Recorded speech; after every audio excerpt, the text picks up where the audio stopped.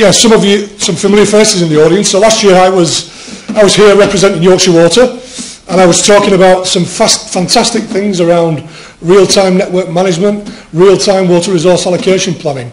But today I'm going to talk about something a little bit simpler and maybe talk more about creating the case for change rather than the kind of detail of what this thing does, although we'll kind of refer to that. And I want to touch as we go through this on network efficiency, water loss reduction and resource optimisation.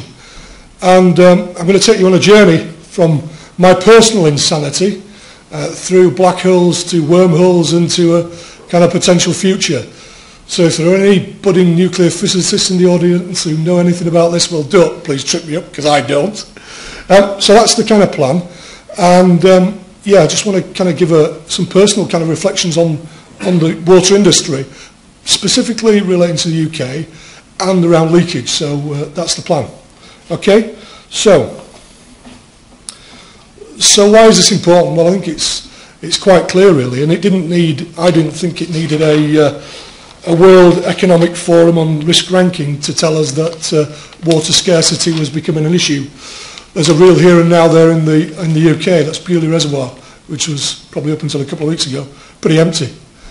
There's also a burning need to kind of clean up and reduce our carbon footprint, and there's something about the sustainable water sector, and that little lady on the end there is very important, and she'll appear again a bit later.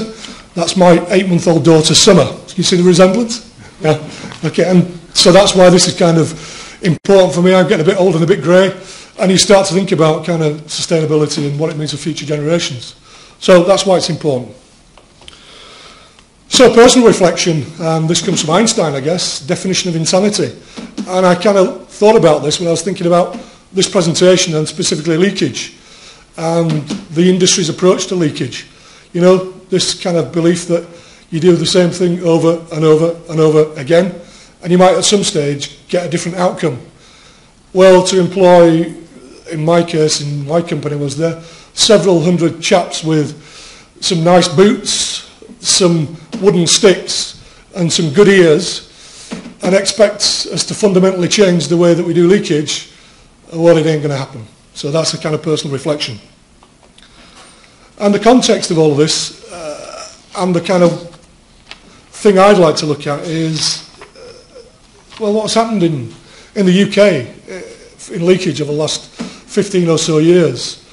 To the right of this graph, and left, anyway, this end of the graph, you can see in the first kind of 5 years from the mid-90s to early 2000, quite a significant reduction in leakage in the UK. And why did that occur? Well, actually, it was driven out of crisis.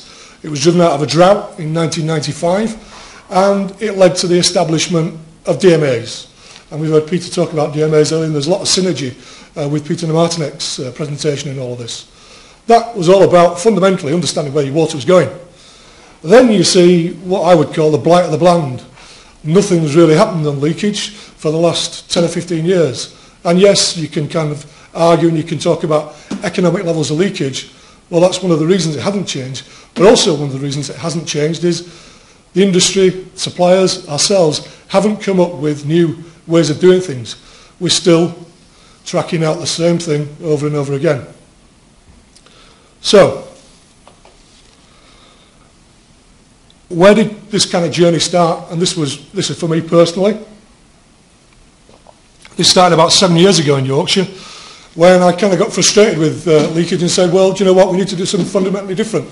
And sometimes the only way to do that is challenge yourself to do effectively impossible. But it wasn't impossible, because the challenge was to halve leakage. Well, if you go back to that graph again, what effectively happened in the first kind of 5 years of understanding leakage was it was halved. So that kind of said to me, well, do you know what, if you can really think hard about this, you can do that again. There's something also important about the fact that when you establish DMAs, and you establish them, for those that aren't aware of this, they're typically around about 1,000 or 1,500 properties. The consequence of that with traditional leakage technology, the man with the stick, is it takes him a week typically to walk around all of those fittings and pipes to identify probably one leak. So that was the paradigm created by 1,000 plus property DMAs, you know, a week to find a leak. I was also really interested in how we could develop new techniques and new solutions that actually didn't impact on customers and customer interruptions. And that's particularly important for all of us, but particularly in the UK, where there now is a regulatory measure on customer service, the service incentive mechanism. So any supply interruptions or unwanted calls or contacts you can prevent, then that's a good win for you. And being a Yorkshireman, I like value for money, so I was looking for significant cost reduction. And that was both on cost reduction on the bit of kit that I was interested in buying, as well as what it cost me to put it in the ground. So I've talked about the industry's problem, the acceptance that it takes a week to find a leak, the paradigm of leakage inspectors. They are fantastic people, by the way. It's just as an industry, we haven't kind of moved that perspective on. There's also something going to be about, and noise is really important, but fundamentally when you're chasing leakage, you'll want to know how big it is, what is it you're looking for. So flow was important to me. And clearly, I've tried to explain that I don't think the thinking in the industry on DMAs, fantastic how it was in the early 90s, has moved on. So, space, apologies for the pun, the final front here. Anybody know what that is? Well, I'm told it's a black hole. And so what's a black hole? I'm going to quote you a definition here. So supermassive black holes in some giant galaxies create such a hostile environment, they shut down the formation of new stars. Strangely, black holes lie at the centre of most galaxies. Well, I think there's something important, again, for the industry, and again, particularly to the UK. The black hole that I see in the water industry, in the water network, is in the middle. And it's this bit of the flow information around the centre. So go back to the start of all of this. In the early 90s, big investment in metering to know where water was going. Then not a great deal. However, what's happened in the last kind of few years, a significant investment in that end of the scale in customer metering and AMR and all of that's brought with that. But the big bit in the middle still is a huge, great, whacking black hole, which we don't understand a great deal about. So that was industry problems I touched on. Now the leakage managers' problems are, well, pretty straightforward really. It's always tough. There's always either a harsh winter or a drought. For the guys on the ground, leakage detection activity certainly in the UK is a significant operating cost pressure. And directors like me were always wanting my additional slice of where's the savings, guys. When there is a crisis, everybody wants the same people.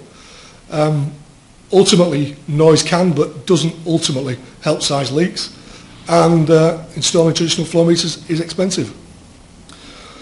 So now the black hole through to the wormhole. Any experts on wormholes? I'm certainly not, so I'll quote another definition for you. And Einstein appears in this again. So this is a depiction of a wormhole, or an Einstein-Rosen bridge, bursting open in the vacuum of space. Many believe these curves in space-time could enable time travel. So kind of thinking about the future, well, maybe there's something a bit closer to home we need to think about in the future, and that simply is talking about how we actually get to a position of cost-effectively getting sufficient information and data in the network to allow us to make different decisions. So I'm talking about a product which seems very similar to what Peter was talking about in terms of earlier, a low-cost insertion flow meter, and it was designed to be installed safely, hydraulically safely, and quickly without interruption to customers. It's about being installed without excavations. You could do it without digging a hole, and at a significantly reduced cost. There's some key features here. It can be operate from 33 to a 22-inch main. It has accuracy comparable with full bore meters. It also creates the facility to have lift and shift, so you can effectively put it in and move it about. In moving it about, you've created a new access point in the network, so what it also allows you to do is facilitate other inspections and checks. So you can put a CCTV camera down your pipe if you wanted. You could actually put a pipe over the top of it and use it as an emergency alternate supply between bursts.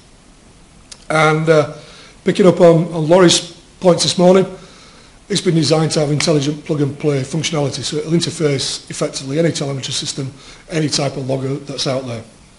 That was how it was designed. Many applications. The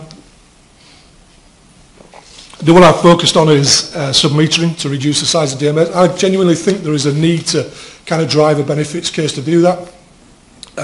Can also be used on large rural mains. So in certain parts of Yorkshire we have rural areas where we can have several miles and kilometres of pipes. And a couple of years ago we had quite a severe winter in the UK, particularly Yorkshire. When you get a burst on a rural pipe, again the response is to send a chap effectively walking the full length of that pipe to try and pinpoint the burst, which is okay when the weather's good, but when you've got 2 foot of snow on the ground, it's not that easy, and it's not that easy to find it either. So it can help in that application. Can also help in trunk main leakage monitoring and detection. Some great examples, particularly with Scottish Water, where we've been able to produce some significant reductions. I talked about alternate to a full bore meter, and it's good in congested areas. So some typical kind of results.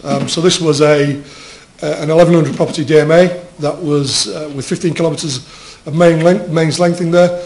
This was searched in a blind search by leakage guys. It took them 9 days to find the leak, and it produced a leak of 0.4 litres per second, or in a daily loss terms about 35,000 litres or 35 cubic metres. The results, so the 9 man-days of effort to walk around and find that by installing 3 Incertameters to effectively submeter that DMA, that leak was found in less than a day. So that's the point I made about how do you change the paradigm from a week to find a leak to something different, and that's what this was attempting to do.